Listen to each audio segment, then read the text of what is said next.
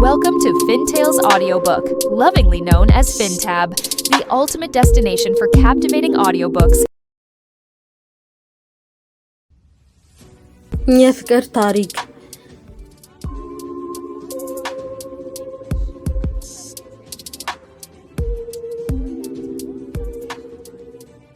የህግ ባሏን እንደተወች አንዱን ወዳ ብዙ ፈተና ተቀብላለች። በድንገተኛ የአይን ግጭት እንደተዋወቁም ትናገራለች። እየዋል እያደር ነው ልቧን ሰንጥቆ የገባው። የፍቅር ሰው ነው ወንዳ ወንድ ወደድኩት ትላለች።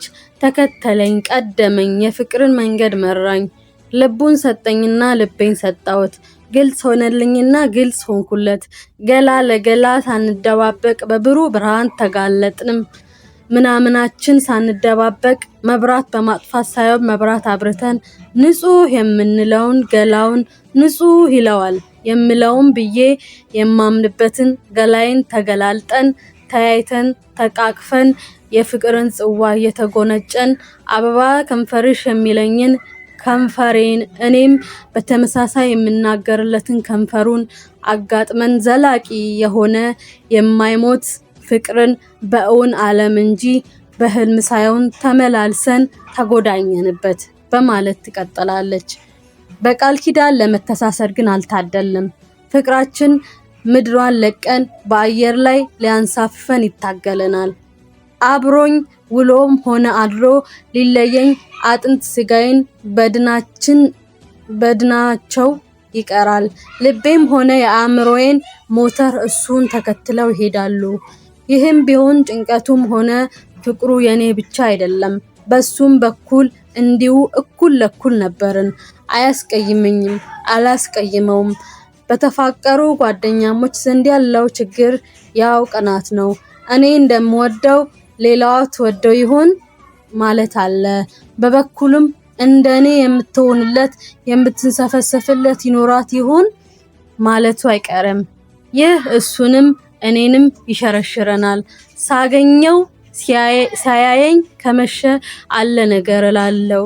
እሱም እንደዛው ነው። እንዳሁኑ ሞባይል የለ። እንኳን ሞባይል ተራ ስልክ ያላቸው ቤቶች በጣት የሚቆጠሩ ናቸው። እንደው ዝም ብሎ እፎይ ማለት ብቻ ነው ትርፉ። ደግሞ ምን ይከተል ይሆን ብሎ የውስጥ ስሜትን ማቃጠል፣ ሲጋራ ማጨስ፣ ማብነን፣ አብሮ ቡንን ማለት አንጎልን ማምከን ነው ብላ ነው የምትደጋግመው። የደጋገመችውን ታሪክ እንደገና ታስታውሳለች። እረ የሱ ነገር ምን ስፍር ቁጥር አለው። ልርሳህ አልረሳ፣ እረ ከልቤ ውጣ አልወጣ። ሰውነት ማሟሟስ ጀመረ። የማደርገው ነገር ሁሉ ማንንም ግራ ያጋባ ሆነ። እኔ ያለሁበትን ጭንቀት ዘንግቶ ይሁን እያወቀ አንድ ጊዜ ደብዳቤ ጽፎ በላይ መረሳ ለተባለ በአክተርነቱ በተለይ በአስቂኝ ድራማ ውስጥ ከነ ተስፋዬ ሰዓሉ ጋር ይቀርብ ለነበረ በቅርብ ለምናውቀው ጓደኛችን ላከልኝ። ደብዳቤውም የሚለው አስናቀች፣ የኔና አንቺ ነገር አበቃ፣ ደህና ሁኚ። እኔ ሚስት ላገባ ጨርሼ የተዘጋጀው ነው። አንቺም ይቅናሽ ይላል። ኡኡታይን አቀለጥኩት። ኡኡ ስል በላይ መረሳ የእሳት አደጋ እንደደረሰ አይነት ራሱን ለማዳን ጥሎ ሮጠ። ወዴት እንደደረሰ ትዝ አይለኝም። ህሊናዬን ሳትኩ። ልተኛ፣ ልቀመጥ፣ ገደል ልግባ፣ ሜዳ ላይ ልንከባለል አላስታውስም። ሆነ ከእንቅልፍ እንደነቃ ደካማ ሰው እየተንገዳገድኩ አጠገቤ ከነበሩ ሰዎች በተሰጠኝ እንክብካቤ ደጋግፈ ወደ መኝታዬ መወሰዴ ትዝ ይለኛል ትላለች አስናቀች። የሱ ታሪክ በዋዛ አልለቀቃትም። እንደገናም እየተመላለሰ አብረው በፍቅር ጎዳና ሲወጡ ሲወርዱ እንደተሸፈነች ሳላውቀው የበላይነቱንም ለማረጋገጥ ጥረት ያካሄድ ጀመረ። አንድ ቀን ጓደኞቹ ፊት ነገር በነገር እየጫረ ከሷ የከረረ መልስ ሲገጥመው አፍንጫዋን ያጣምመዋል። ደም በደም ትሆናለች። ይህን የተመለከተች ጓደኛ በሽታ ይምታህና ለምን እንደዚህ ትመታታለህ ብላ እሳት ጎርሳ እሳት ለብሳ ትናገራለች። አስናቀችን በቁጣ ደግ አደረገ እንኳን መታኝ ደግ አደረገ ትላለች። እሱም ድርጊቱ የጸጸተው በመምሰል መሐረቡን አውጥቶ ያቀብላታል። ደሟም በእሱ መሐረብ እየጠረገ ፊቷ ንጹህ ይሆናል። ዱላው ራሱ ላይ እንዳረፈ ሁለቱም ዘንግተው ተያይዘው ወደ እሱ ቤት ጉዞ ይሆናል።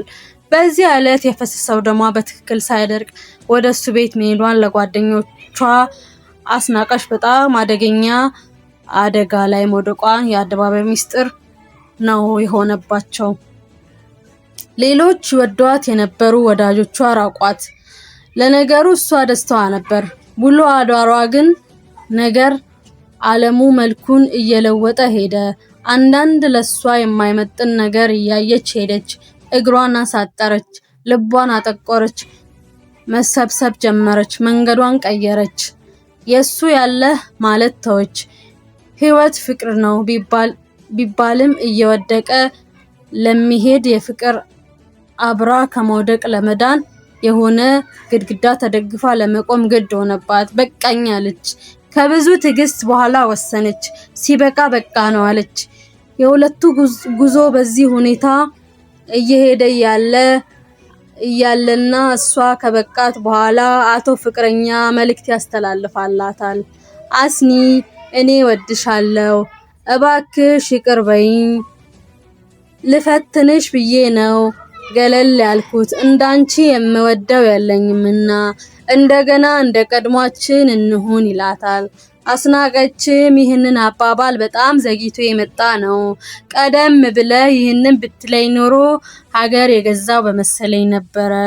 አሁን ሞቶ የተቀበረ ፍቅር ከመቃብር አውጥቼ ነፍስ ልዘራበት አልችልም። የሐዘን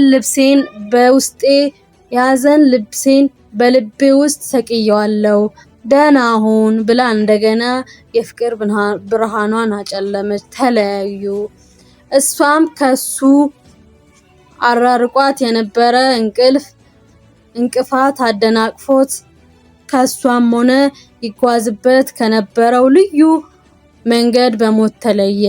ይኸውም በተፈለገበት ሕግ የመጣስ ወንጀል ተከሶ በመሆኑ በቅርብ ጓደኞቹ ሰማች። አስናቀችም ወዳው ወዷት የነበረን ሰው በቁም ተለያይተው በተሰጠው ፍርድ የስቅላት ሞቱን ለማየት ከጓደኞቿ ጋር ሄዳ ተሰቅሎ ተንጠልጥሎ ለመጨረሻ ተሰናብተዋለች። ታላቋ የኪነ ጥበብ ሰው አርቲስት አስናቀች ወርቁ ለመውደድ ብዙ ወዳለች፣ በብዙዎች ተወዳለች። እውነተኛ ፍቅሯን በዚህ ሁኔታ አታለች። ምናልባትም ለዚህ ያበቃቸው ሁለቱም በፍቅር ላይ የሰሩት በደል ይሆናል። ማን ያውቃል? ለነገሩማ ፍቅር ብርሃን እንጂ ጨለማ አይደለም። የፍቅር ብርሃን የሚያጨልመው ሞት ብቻ ነው። ጌታቸው ደባልቄ 1996 አስናቀች ወርቁ ይላል። አመሰግናለሁ።